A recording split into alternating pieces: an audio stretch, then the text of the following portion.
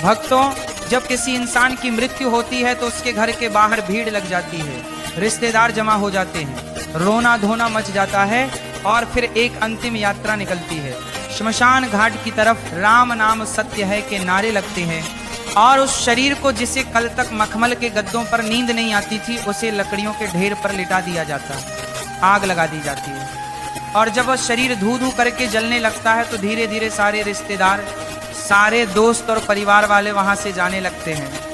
वो पीछे मुड़कर भी नहीं देखते, ये सोचकर कि अब सब खत्म हो गया। लेकिन क्या सच में सब खत्म हो गया है? यहीं से शुरू होता है वह भयानक और रोंगटे खड़े कर देने वाला सच, जिसके बारे में गरुड़ पुराण के प्रेत खंड में विस्तार से लिखा गया है। जब श्मशान में आखिरी आदमी भी चला जाता है, जब चिता की आग बूझने लगती है और सिर्फ गर्म राख और सन्नाटा बजता है, तब वहां एक शख्स खड़ा रह जाता है। वो कोई इंसान नहीं होता, वो उसी मृतक की आत्मा होती है जो अपनी ही राख के पास खड़ी होकर उस मंजर को देख रही होती है। जरा सोचिए, वह आत्मा जो कुछ घंटे पहले तक उस शरीर के अंदर थी, जो उस शरीर को अपना मानती थी, आज वह उस शरीर को राख के ढेर में बदला हुआ देख रही है। उसे विश्वास नहीं होता कि जिस शरीर को उसने पूरी जिंदगी सवारा, खिलाया पिलाया और सुरक्षित रखा, जिस चेहरे को आईने में देखकर उसे गुरूर होता था, वह अब एक मुट्ठी राख बन चुका है। गरुड़ पुराण कहता है कि दाह संस्कार के ठीक बाद का 1 घंटा आत्मा के लिए सबसे ज्यादा कष्टदायी, डरावना और भारी होता है। ये वह समय होता है जब आत्मा को पहली बार यह एहसास होता है कि वह अब इस भौतिक दुनिया का हिस्सा नहीं रही। इस 1 घंटे में श्मशान की उस भयानक खामोशी में आत्मा के साथ क्या क्या घटता है, उसे क्या दिखाई देता है और वह वहां से तुरंत यमलोक क्यों नहीं जाती, आज हम इसी गहरे रहस्य से पर्दा उठाएंगे। सबसे और ऐसे ही धर्म के गुप्त रहस्य जानने के लिए अभी चैनल को सब्सक्राइब करें। शास्त्रों के अनुसार जब तक शरीर पूरी तरह नहीं जल जाता, तब तक आत्मा को एक मोह रहता है। उसे लगता है कि शायद मैं वापस इस शरीर में प्रवेश कर सकूं, शायद मैं फिर से जिंदा हो सकूं। वो बार बार उस जलते हुए शरीर के पास जाती है, उसके चारों तरफ चक्कर लगाती है, लेकिन आग की तपन और यमदूतों का अदृश्य पाश उसे उस शरीर में घुसने नहीं देता। वह देखती है कि कैसे उसकी त्वचा जल रही है, कैसे उसकी हड्डियां चटक रही हैं। यह दृश्य उसके लिए किसी प्रलय से कम नहीं होता। और फिर आता है वह दर्दनाक पल जिसे कपाल क्रिया कहते हैं, जब घर का कोई सदस्य या बेटा बांस के डंडे से जलते हुए शव के सिर पर प्रहार करता है और सिर को फोड़ देता है। यह दृश्य देखने में जितना भयानक है, आत्मा के लिए उससे कहीं ज्यादा पीड़ादायक है। गरुड़ पुराण कहता है कि जैसे ही कपाल फटता है, एक जोरदार धमाका होता है जो सिर्फ आत्मा को सुनाई देता है। ये वह पल है जब आत्मा का उस शरीर से आखिरी बंधन टूट जाता है। उसे समझ आ जाता है कि अब वापसी का कोई रास्ता नहीं बचा, यह दरवाजा हमेशा के लिए बंद हो चुका है। लेकिन असली कहानी तो इसके बाद शुरू होती है। जब कपाल क्रिया हो जाती है और शरीर जलकर खाक हो जाता है, तब नियम के अनुसार घर वाले और रिश्तेदार वहां से लौटने लगते। शास्त्रों में सख्त नियम है कि श्मशान से लौटते वक्त पीछे मुड़कर नहीं देखना चाहिए। क्या आपने कभी सोचा है कि ऐसा क्यों कहा जाता है? इसके पीछे एक बहुत बड़ा और डरावना कारण है। जब परिवार वाले वहां से जाने लगते हैं तो आत्मा घबरा जाती है। उसे लगता है कि यह लोग मुझे इस सुनसान और डरावनी जगह पर अकेला छोड़कर कहाँ जा रहे हैं। वह चिल्लाती है, आवाज देती है कि रुको, मुझे भी साथ ले चलो, मैं यहाँ अकेला नहीं रह सकता, मुझे डर लग रहा है। लेकिन उसकी आवाज किसी को सुनाई नहीं देती, क्योंकि अब वह आवाज हवा में गूंजने वाली ध्वनि नहीं, बल्कि एक कंपन है। वह आत्मा दौड़ती है, अपने बेटे को पकड़ने की कोशिश करती है, अपनी पत्नी या पति को आवाज देती है, उनके कपड़ों को पकड़ने की कोशिश करती है, लेकिन उसका हाथ उनके शरीर के आर पार निकल जाता है। वो किसी को छू नहीं सकती, किसी को रोक नहीं सकती। और जब वह देखती है कि उसके अपने ही लोग, जिनके लिए उसने पूरी जिंदगी पाप किए, झूठ बोला, बेईमानी की, रात दिन एक करके पैसा कमाया, वो आज उसे एक अनजान जगह पर राख के ढेर के पास अकेला छोड़कर जा रहे हैं, तब उसे जीवन का सबसे बड़ा धोखा महसूस होता है। उसे समझ आता है कि दुनिया का कोई भी रिश्ता आखिर तक साथ नहीं देता, सब मतलब के साथी थे। जैसे ही शरीर ने साथ छोड़ा, सब ने मुंह मोड़ लिया। अब सवाल आता है कि आत्मा उस शमशान में 1 घंटे तक क्यों रुकती है? वह तुरंत उनके पीछे क्यों नहीं जाती? गरुड़ पुराण के अनुसार शमशान भूमि भगवान शिव का निवास स्थान मानी जाती है। लेकिन यह अतृप्त आत्माओं, भूतों और पिशाचों का गढ़ भी है। जब कोई ताजा मृत्यु होती है तो उस आत्मा के चारों तरफ एक सुरक्षा कवच होता है जो उसे कुछ समय के लिए श्मशान की नकारात्मक शक्तियों से बचाता है। लेकिन जैसे जैसे समय बीतता है वह कवच कमजोर पड़ने लगता है। उस 1 घंटे के दौरान आत्मा को श्मशान में मौजूद दूसरी भटकती हुई रूहें दिखाई देने लगती हैं। उसे अजीब अजीब सी डरावनी आवाजें सुनाई देती हैं। वो देखती है कि वहाँ कई ऐसी आत्माएं हैं जो सैकड़ों सालों से मुक्ति के लिए तरस रही हैं, जो भूख और प्यास से तड़प रही हैं, जिनका शरीर विकृत हो चुका है। कुछ आत्माएं हवा में तैर रही होती हैं तो कुछ जमीन पर रेंग रही होती हैं। वह नई आत्मा को देखकर उसकी तरफ लपकती है, उसे डराने की कोशिश करती है। यह दृश्य देखकर वह नई आत्मा डर के मारे कांपने ही है। वह छिपने की जगह ढूंढती है, लेकिन श्मशान के खुले मैदान में छिपने की कोई जगह नहीं होती। उसे अपनी गलतियों का, अपने पापों का पछतावा होने लगता है। वह सोचती है कि काश मैंने जीवन में कुछ पुण्य किया होता, काश मैंने भगवान का नाम लिया होता तो आज मुझे यह दिन नहीं देखना पड़ता। गरुड़ पुराण कहता है कि उस 1 घंटे में आत्मा को यमदूत तुरंत नहीं पकड़ते। वह उसे छोड़ देते हैं ताकि वह अपनी आंखों से देख सके कि जिस शरीर और जिस संसार पर उसे इतना घमंड था उसकी असली औकात क्या है। यह श्मशान वैराग्य का क्षण होता है। आत्मा को यह एहसास दिलाने के लिए कि तूने क्या खोया है और क्या पाया है, उसे वहां रुकना पड़ता है। उस समय आत्मा को एक बहुत ही विचित्र अनुभव होता है। उसे समय का ज्ञान नहीं रहता। जो हमारे लिए 1 घंटा है वह उस आत्मा के लिए कई दिनों के बराबर लगता है। उस अकेलेपन में, उस सन्नाटे में उसे अपने जीवन की रील दिखाई देने लगती है। गरुड़ पुराण इसे जीवन समीक्षा या लाइफ रिव्यू कहता है। बचपन से लेकर जवानी तक और जवानी से लेकर बुढ़ापे तक उसने जो भी कर्म किए, चाहे वह बंद कमरे में किए हो या सबके सामने, सब कुछ उसकी आंखों के सामने तैरने लगता है। उसने किस किस का दिल दुखाया, किस किस का हक मारा, किस किस को धोखा दिया, वह सब उसे याद आने लगता है। और सबसे बड़ी बात, उसे यह भी दिखाई देता है कि उसके उन कर्मों का दूसरों पर क्या असर पड़ा। अगर उसने किसी गरीब की मजदूरी मारी थी तो उसे उस गरीब के बच्चे भूख से रोते हुए दिखाई देते हैं। अगर उसने किसी जानवर को पत्थर मारा था तो उसे उस जानवर का दर्द महसूस होता है। यह है मानसिक पीड़ा शारीरिक पीड़ा से कई गुना ज्यादा होती है। आत्मा चीखती है, रोती है, लेकिन वहां उसके आंसू पहुंचने वाला कोई नहीं होता। वहां सिर्फ हवा की सनसनाहट होती है और दूर कहीं कुत्तों के रोने की आवाज।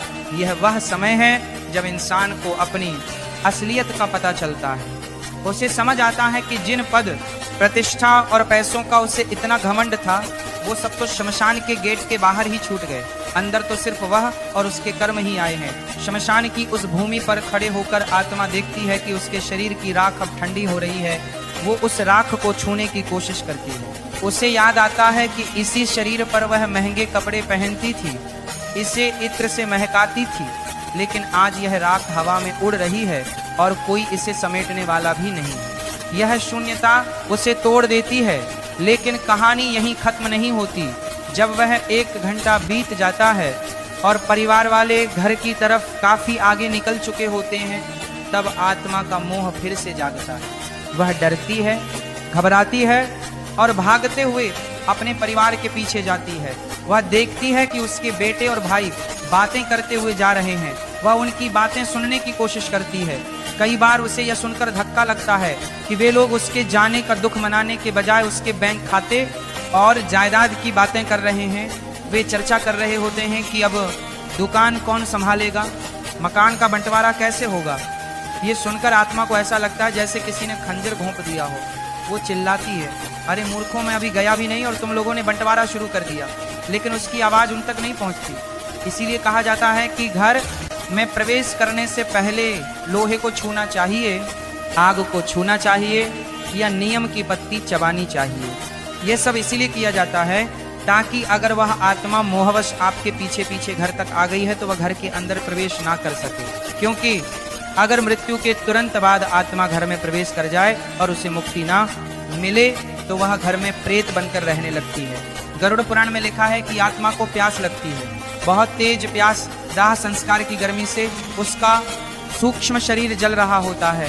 वो पानी मांगती है, वो अपने घर के मटों के पास जाती है, वो अपने रिश्तेदारों के पास जाती है जो पानी पी रहे होते हैं, लेकिन वह पानी पी नहीं सकती। उसकी गर्दन, जिसे गरुड़ पुराण में सुई की नोक जैसा बताया गया है, इतनी पतली हो जाती है कि वह पानी की एक बूंद भी निगल नहीं पाती। यह सजा है उस मोह की जो उसने जीवन भर पाला था। उसे भूख लगती है, वह अपने घर की रसोई में जाती है जहां उसका मनपसंद खाना बनता था, लेकिन वह उसे खा नहीं सकती। वह सिर्फ उसकी खुशबू ले सकती है।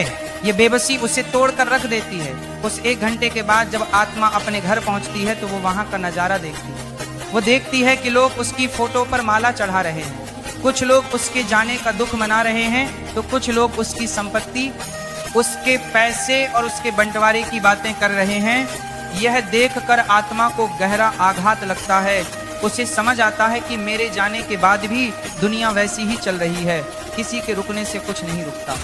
जिन पैसों के लिए उसने भाई से लड़ाई की, जिन गहनों के लिए उसने दूसरों का दिल दुखाया, आज वह सब यहीं धरे रह गए हैं और वह खाली हाथ, नंगा और बेबस खड़ा है। उसे अपने ही घर में बेगानापन महसूस होता है। वो अपनी ही कुर्सी पर बैठना चाहता है लेकिन बैठ नहीं पाता। वो अपने बच्चों के सिर पर हाथ रखना चाहता है लेकिन रख नहीं पाता। वह अपने पत्नी को रोते हुए देखता है और उसे चुप कराने की कोशिश करता है, लेकिन वह उसे महसूस नहीं कर पाती।